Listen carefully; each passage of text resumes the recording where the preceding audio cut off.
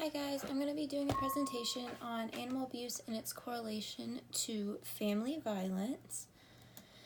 And so really we need to just start off on what the definitions are. So the definition for animal abuse is also known as animal cruelty,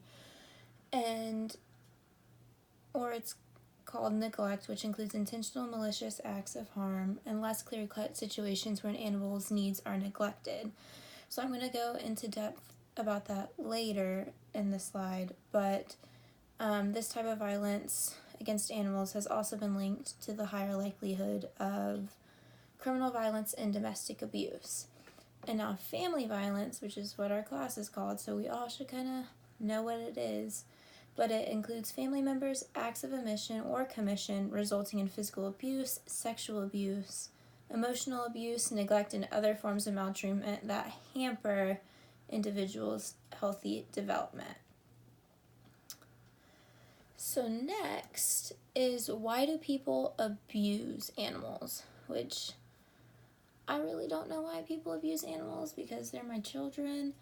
But with the statistics listed above, in 2016, pet owners spent an estimated of around $62 billion on their pets. Now that includes vet bills, food, toys, water, anything. And so the U.S. veterinary expenses tripled between 1991 and 2001 as an early indicator of increasing value of pets because people are starting to value their pets more. Not the abusers, but the victims. So it's become a very dangerous bond that pets and animals have with each other because it doesn't go unnoticed by the abuser. The abuser takes advantage of that. And they use coercive methods to threaten the pet, to actually hurt the pet, to take power over the victim that they are abusing. So research has been conducted over the past 3 decades that have indicated that there was a substantial finding of intimate partner violence linked to animal abuse. So with the IPV violence, throughout all the studies that I did, there was one piece of research that followed through, and it was of 38 women at a domestic violence shelter in Utah that had reported that 71% of their male partners had harmed or threatened to harm the animal, and then there was 57% that reported actual harm or death that was inflicted upon the animal. Those are shocking. That's shocking statistics. And so majority of these battered women put off going to the domestic shelter due to their concern for their pet. So they rather put their safety in jeopardy rather than their pets because that's their child, you know? All right. So the next one is examples of animal abuse. And so there's different kinds. So there's active cruelty, which is acts of commission, and it's linked abusers to having sociological disorders and psychopathic behaviors. These acts including killing, threatening, sexual abuse of an animal, and forms of inflicting pain. And then there's also passive cruelty, which is willful neglect, which is kind of just you're keeping them from water, you're not feeding them, you're not providing them adequate shelter when the weather's bad outside. If you keep them outside, you're withholding them from medical attention if they need it. And then also there's dog fighting, puppy mills, and animal hoarding.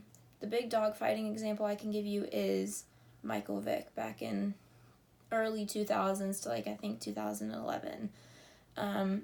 He gathered pit bulls. He fought them against domestic animals. If they didn't fight well, he killed them, he would drown them, he would hang them. He's faced a lot of charges and a lot of fines. And then another modern day example of animal abuse is the Fairlife Dairy Company. Recently, I'm sure you've seen that they released a video of their cows being mistreated. They were tortured, kicked, stabbed, and left to die in over 100-degree heat. Now, there's a lot more. It gets gruesome, but I don't want to share that. They're being sued for fraud, for falsely promoting their motto, which is the extraordinary care and comfort of its cows. There are 3 suspects. One's been arrested and is facing a lot a lot defines. And so the correlation to family and domestic violence is that there was approximately 70 million dogs and 74 million pet cats in the U.S. where 20 men and women were assaulted per minute. On average, that's about 10 million a year. So it's been found that children who also witness animal abuse may be more likely to abuse animals themselves. It causes psychological impediments that can later be surfaced in adulthood. So like the last bullet point says, 6 out of 10 students who have witnessed or committed childhood animal cruelty have also experienced either child maltreatment or interparental violence. So it all kind of comes 360, and you're going to end up abusing animals no matter what. And so these are just some graphs that kind of explain everything. That goes kind of into depth about the correlations between the two. And then we have why animals have such an impact to abuse victims. And there's a lot of reasons, but a lot of it's because of comfort and companionship that dogs provide. Now, they can't talk to you, but they can always be there for you. They can understand when something's going on with you, and they kind of stick by your side. So they're protectors as well as sufferers, because usually if you have a good bond with your dog, they got your back. So that's kind of why service dogs are super important. Yeah, they're a lot of times used for disabilities and disorders, but there also are emotional support animals that can help us. There are a lot of laws that go along with animal abuse as well. Georgia currently has 336 laws protecting animals, which include domesticated wildlife, fish, agriculture, all 9 yards. We've got it all. There's laws protecting everything. All states are under federal law for animal cruelty. Now, all states do determine the severity or non-severity of the crimes that are being committed, so it's different per state. And then so there are a lot of problems with our society. I feel like they kind of just put animal abuse under the rug. There's a misguided belief that animal abuse is rare and has become entrenched and exists alongside the assumption that crimes against animals are isolated incidents, which they're not. People like to think they're isolated incidents, but I mean, it happens more often than you think. It just kind of goes unnoticed because no one really wants to talk about it. So as a society, we have not yet fully appreciated the integral role that pet abuse plays in the cycle of human violence. And yeah, so these are my references, and that is all.